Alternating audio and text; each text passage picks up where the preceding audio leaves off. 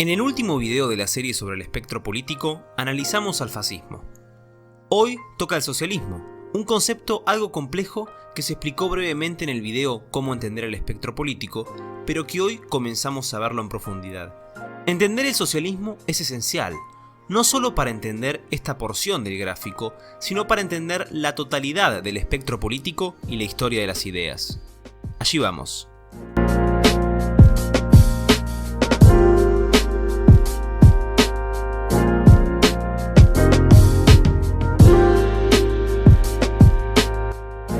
En primer lugar, ¿qué es el socialismo? Tradicionalmente se lo ha definido como la posesión pública de los medios de producción y el control colectivo y planificado de la economía en pro del interés general de la sociedad. Su elemento principal es la planificación y dirección deliberada de la vida social y económica. El socialismo puede manifestarse en un amplio rango de grados, desde las más tímidas políticas de intervención hasta el socialismo puro o comunismo, donde se planifican y dirigen todos los bienes, servicios y medios de producción de una comunidad. Parte 1. Socialismo premarxista. ¿Cuáles son los orígenes del socialismo? Para muchos, las ideas socialistas se pueden rastrear hasta la República de Platón, en una serie de propuestas que se suelen categorizar como comunismo platónico. De todas maneras, ese es un debate para otro video, ya que utilizaremos las líneas de tiempo que articularon Marx y Engels. Ellos se refirieron al socialismo premarxista como socialismo utópico, representado principalmente por Henry de Saint-Simon, Charles Fourier y Robert Owen. En contraste al socialismo utópico, Engels denominó el pensamiento marxista como socialismo científico. En este video veremos cómo se gestó el socialismo premarxista o socialismo utópico. ¿Cómo nació el socialismo utópico? En los inicios del siglo XIX, varios intelectuales comenzaron a sentir una gran sensibilidad social por las miserables condiciones en las que vivía la clase obrera en Francia y en Inglaterra. Este es el caso del conde de Saint-Simon, Robert Owen y Charles Fourier, que criticaron fuertemente la sociedad en la que vivían y teorizaron nuevos caminos para una sociedad que supere los problemas que ellos diagnosticaron. Pero para poder entender la crítica de estos autores, debemos comprender cómo era el contexto político y filosófico del último periodo de la Ilustración, corresponde a finales del siglo XVIII y principios del siglo XIX. A continuación, dos ideas que ganaban notoriedad y serían el eje central del socialismo. Por un lado, la radicalización del igualitarismo. Durante toda la Ilustración, e incluso durante la Edad Media y Antigua, se ha teorizado que las personas poseemos una igualdad ante la ley o igualdad de ciertos derechos fundamentales. Sin embargo, en Francia, varios intelectuales revolucionarios proclamaron nuevas interpretaciones sobre la igualdad. Desde tiempo inmemorial se nos repite de manera hipócrita que los hombres son iguales, y desde tiempo inmemorial la más degradante y monstruosa desigualdad pesa insolentemente sobre el género humano. ¿Qué necesitamos además de la igualdad de derechos? No más propiedad individual de las tierras. La tierra no es de nadie. Reclamamos, queremos, el goce comunal de los frutos de la tierra. Esos frutos son de todos. Que desaparezcan de una vez las escandalosas distinciones entre ricos y pobres, grandes y pequeños, amos y lacayos, gobernantes y gobernados. Que no haya entre las personas más diferencia que las de la edad y el sexo. Estos son algunos de los curiosos fragmentos del Manifiesto de los Iguales, escrito en 1796 por Sylvain Maréchal, en apoyo a François Babeuf, cabeza de la corriente babeuvista que reclamaba esta igualdad perfecta. Como podemos ver, entre los numerosos revolucionarios radicales ya existía un grupo que defendía una idea de igualdad material, que proponía suprimir la propiedad privada y aplicar políticas de redistribución como Babeuf había explicado por primera vez en su discurso preliminar al castrato perpetuo en 1789.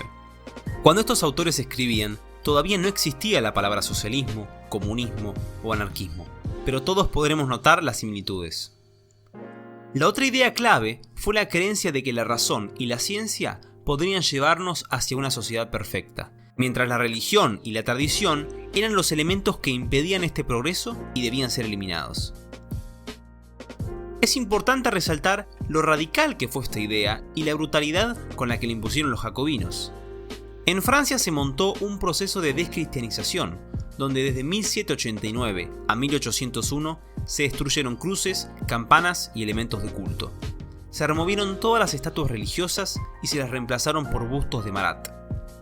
El Estado francés promovió el ateísmo mediante el culto a la razón, aunque luego Robespierre lo reemplazaría por el culto al ser supremo, como un tipo de religión estatal deísta con sus propios ritos y costumbres que reemplazarían el cristianismo. Se creó un nuevo calendario para borrar toda connotación religiosa. El nuevo año cero sería 1792. Los días y meses cambiaron de nombre, mientras las semanas tenían 10 días, para dificultar la celebración de misas y festividades religiosas.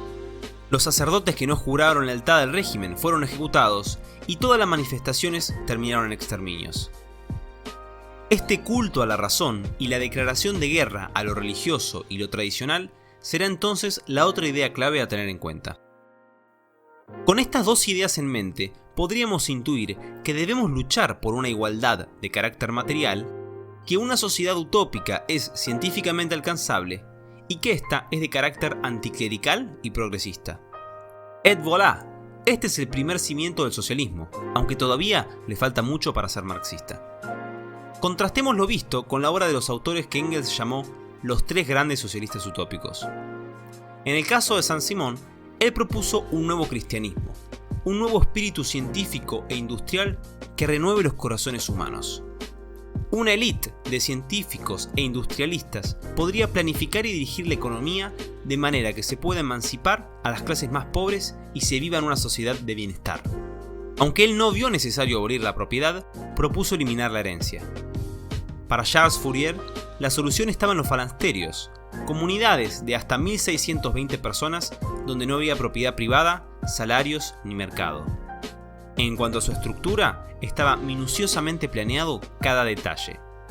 En una llamada etapa armónica, se profetizaba que la comunidad superaría todo sufrimiento e injusticia humana. Sus ideas no fueron muy populares en Europa, pero en Estados Unidos se hicieron más de 40 falansterios, aunque ninguno duró más de 2 años. Como dato curioso, en 1871 en Argentina, un grupo de inmigrantes estableció un falasterio llamado Colonia Hughes, en la provincia de Entre Ríos. En el caso de Robert Owen, él veía que existía una trinidad del mal que podía explicar todos los problemas de la humanidad: la religión, el matrimonio y la propiedad privada. Esas eran sus palabras escritas en la Declaración de la Independencia Mental en 1826. Owen, uno de los empresarios más importantes de Manchester, era un filántropo y se preocupaba mucho por el bienestar de sus empleados. Bajo la idea de diseñar una comunidad perfecta, Owen compró un pueblo en Indiana, Estados Unidos, que sería el comienzo para regenerar la humanidad. El experimento en esta colonia, llamada New Harmony, se basó en la propiedad colectiva, la redistribución de la producción y la igualdad de sus miembros. New Harmony, que atrajo un montón de intelectuales, duró solo 2 años, ya que por más que se habían intentado reiteradas reformas, el sistema no funcionaba y terminó colapsando. Owen volvería a Inglaterra, donde organizaría reuniones socialistas para debatir e intercambiar ideas. A una de estas reuniones solía asistir el joven Friedrich Engels, cuyos artículos periodísticos llamaron la atención de otro joven alemán, llamado Karl Marx, lo que daría por comienzo a una gran amistad. Para finalizar este primer video sobre el análisis al socialismo, propongo reflexionar sobre una pregunta. ¿Podemos sugerir algún autor que sea la raíz del nacimiento de ese nuevo movimiento socialista? Sin ninguna duda, ese es Jean-Jacques Rousseau. Rousseau teorizó que el humano era bueno por naturaleza, pero desde la aparición de la propiedad privada y la división del trabajo, el hombre se corrompió y apareció el peor mal de todos, la desigualdad social. Rousseau critica enormemente la desigualdad social, que para él no es algo natural, sino un producto de la historia, de la explotación del hombre por el hombre gracias a la propiedad privada. La solución que propone es un nuevo contrato social, donde todos sometamos nuestros derechos al Estado en son de la voluntad general. Cada uno de nosotros pone en común su persona y todo su poder bajo la suprema dirección de la voluntad general, y recibimos en cuerpo a cada miembro como parte indivisible del todo. Más de uno sugiere que estas ideas ponen la obra de Rousseau como la principal inspiración de los movimientos socialistas y totalitarios.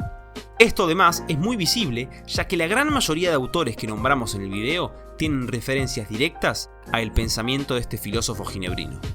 El socialismo marxista, aunque compartirá una misma base con el socialismo utópico, agrega un gran número de elementos que serán analizados en la próxima parte. Deja tus opiniones, ideas y propuestas en los comentarios. No te olvides de darle me gusta al video si te gustó. Muchísimas gracias por ver el video y los veo en el próximo.